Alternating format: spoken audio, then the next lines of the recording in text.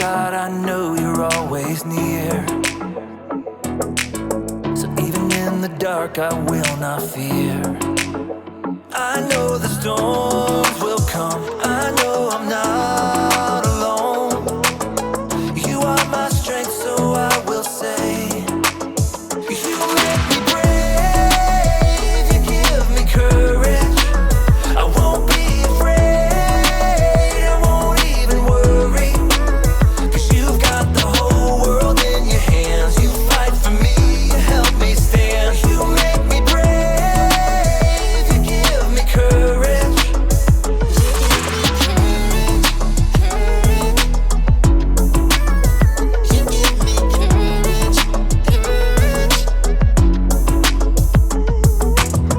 Oh God, you always bring me peace.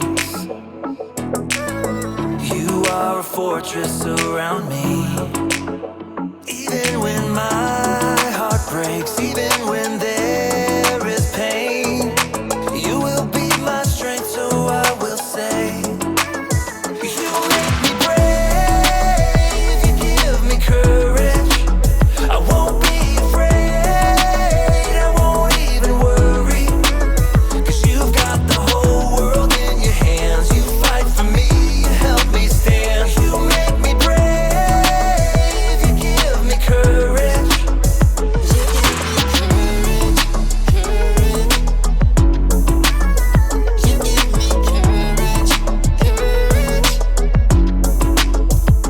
I can do all things through Jesus, my Savior, who gives me strength every day, strength and courage.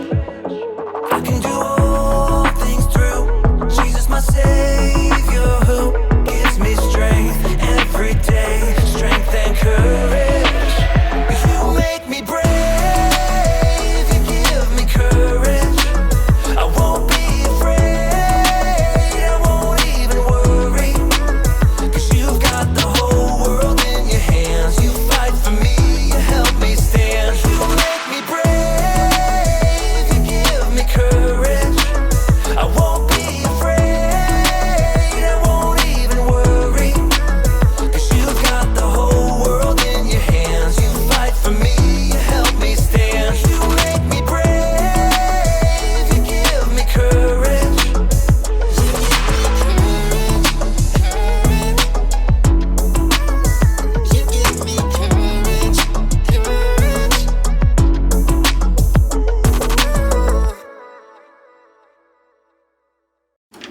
Welcome to Story Lab. This week, we're talking about courage, while we take a look at the story of a girl who stood up for an entire nation. Oh, and we're also going here.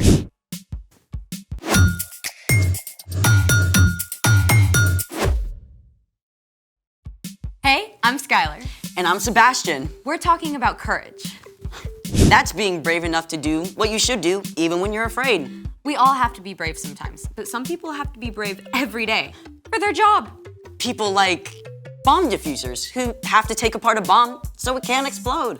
Or think of those ginormous skyscrapers full of tall glass windows. Someone has to clean all those windows hundreds of feet up. Or pilots who test super fast new aircrafts to make sure they're safe. These men and women prepare themselves to do hard things over and over. God must give them like an extra dose of courage for breakfast every day. Can I get a sausage, egg, biscuit, and a mocha latte with 2 pumps of courage, please? I don't think it works that way. We should ask someone. We're about to. Our guest today has faced some of the scariest situations you can imagine. Brain surgery, algebra 3, calculus. How about a burning building? Wait, we get to talk to a real firefighter? Absolutely. His name is Trey, and he spent 10 years working as a firefighter. And I'm gonna zip it so we can get to the real deal. Hey everyone! Hi, Trey. We're so excited to talk with you. Yeah, I'm like trying not to fanboy right now. Same. So, did you always want to be a firefighter? Actually, no.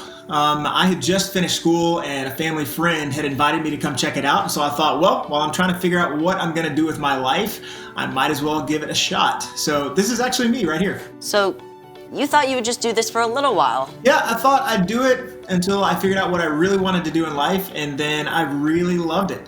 I loved that it gave me purpose, and I learned that I could do hard things.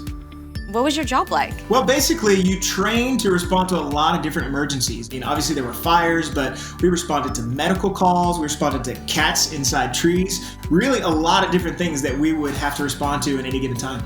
Were you scared the first time you got called to a fire? Yeah. Anybody who would tell you they're not is probably lying to you, but we don't do anything in the fire department without learning how to control your emotions first. Wait, so you trained to be brave? Yeah, you could say that. We did lots of physical training to make sure we stayed strong, but we also did lots of drills. Drills on top of drills on top of drills to make sure that we were ready for anything we might face. Okay, so you get a call. What happens? Well, you really only get a little bit of information to start. So what do you do? So you jump on the truck and you start on your way, and you're constantly getting more information as you go. And then when you get on scene, you're constantly getting more information and you're seeing what's happening in front of you. You really have to learn how to be flexible because things are constantly changing. As a matter of fact, a lot of people don't know this. Fire doubles in size every 30 seconds. Wait, say that again? Fire doubles in size every 30 seconds. That's wild. So you're there now. What do you do? Well, you're really just constantly assessing. You're taking in information as it's changing. Remember, you got to stay flexible. So you're looking for hydrants. You're wondering if this is going to be protecting just the structure or if this is going to be a rescue situation where we might have to rush in and go take care of somebody whose life might be in danger. You really do have to stay on your toes constantly. What are some things that help you get ready for all that? Well, one tool is learning how to calm yourself down. Like, you can just do that? Absolutely. I learned how to keep myself calm by controlling my breathing so that you can keep yourself focused and keep your mind clear. Even in a burning building? Especially inside a burning building. What's the scariest situation you faced on the job? Wow, that's a great question. I had lots of scary moments, but I think one that comes to mind is my crew and I arrived on the scene to a smaller house that had a lot of heavy fire and smoke showing from the right side of the house.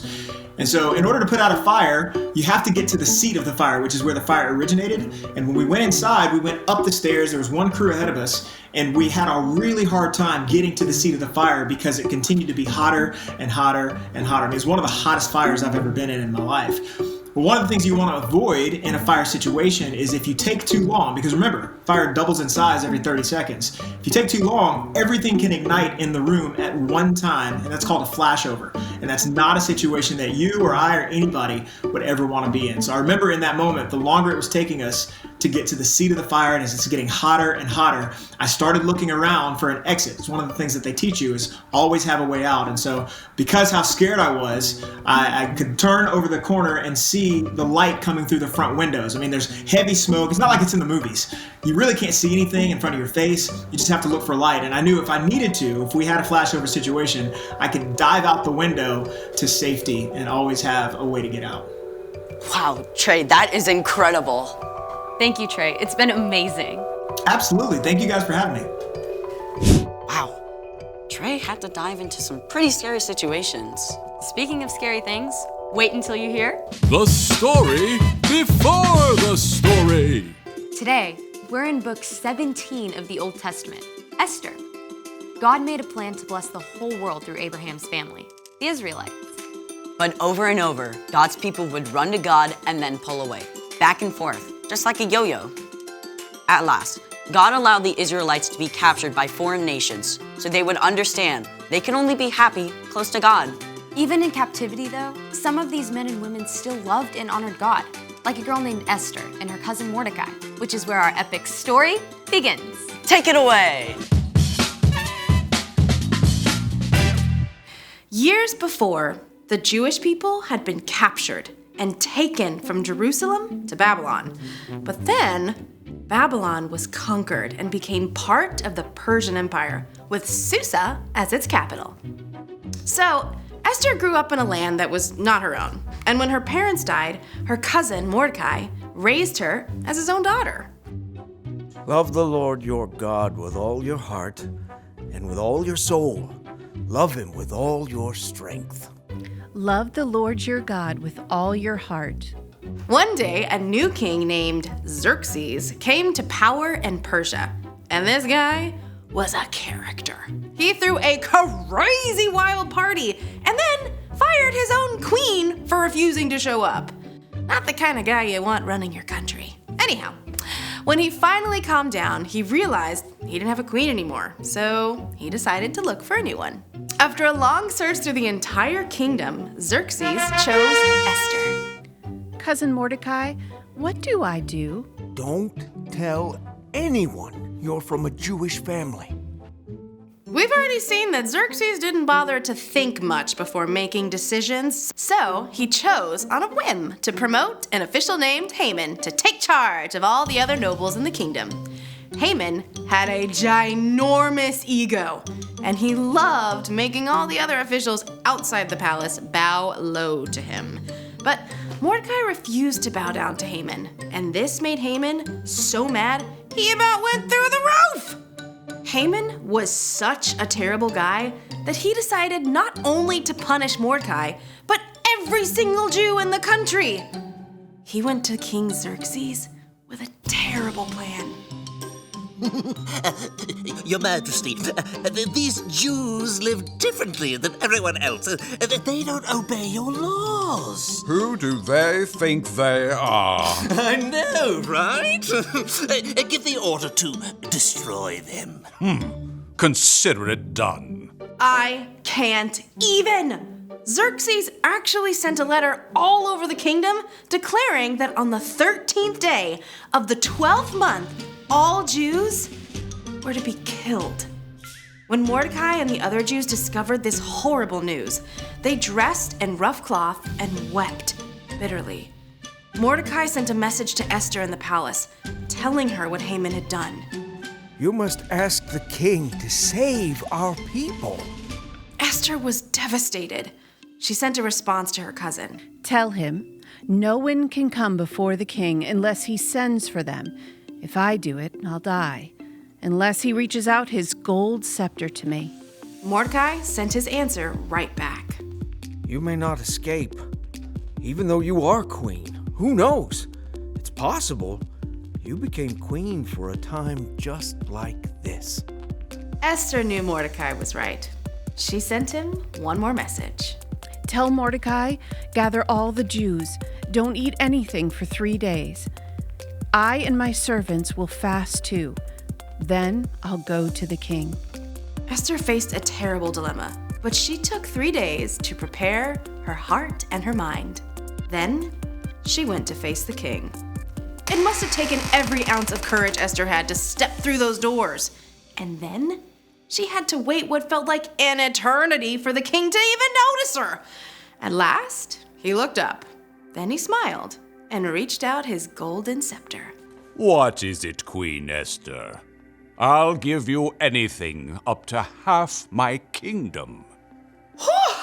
Esther must have been shaking with relief. But instead of making her request right away, she asked the king to attend a special banquet along with Haman. The king was flattered and curious. At the banquet, he told her once more, I'll give you anything up to half my kingdom. I'd like you and Haman to come to another feast tomorrow. Then I'll answer your question. What? The king was so intrigued, he agreed to come back again. The next night, he and Haman joined Esther at a second festive meal. What do you want me to do for you? I'll give you up to half my kingdom. Esther took a deep breath and put it all on the line. Your Majesty, let me live. Please spare my people. We've been sold to be destroyed. Who is the man who has dared to do such a thing? Haman is the one. Xerxes was so enraged that he had Haman killed. Then the king created a new order that would allow the Jews to be saved. We will celebrate this day with great joy. The end. Wow, King Xerxes was kind of a loose cannon. Exactly. There was no way to predict what he would do, but Esther leaned into God, and she took a big, courageous step, even though she had no idea what would happen. So, what's our part in the story? Well, there might be a mean kid at school, Someone who's always shoving smaller kids around or making fun of people? Yeah, and everyone's afraid to stand up to them. You can ask God for courage to be the one to face the bully and tell them, stop it. That's not okay. It's also important to let a teacher know what's going on. That takes courage too. Exactly. Or maybe you're selling cookies for a fundraiser and you need to ask a neighbor you don't know to buy some. It might feel pretty scary to knock on their door, but you can ask God for courage for that too. It's true. God never asks us to face tough situations on our own. That's one of the reasons God gave us Jesus. When we believe that Jesus is God's Son and choose to follow him, we have the power of God's Holy Spirit living in us. We can be ready for anything that happens. And that is super awesome to remember. So true. All right, I'll see you guys next time. Bye, Erica. So here's the thing. You can do what you should, even when you don't know what will happen. You think I can be a firefighter like Trey? Absolutely. Now, where do we keep the hoses? Thanks for joining us in the Story Lab. See you next time. Turn on the water! Wait, what?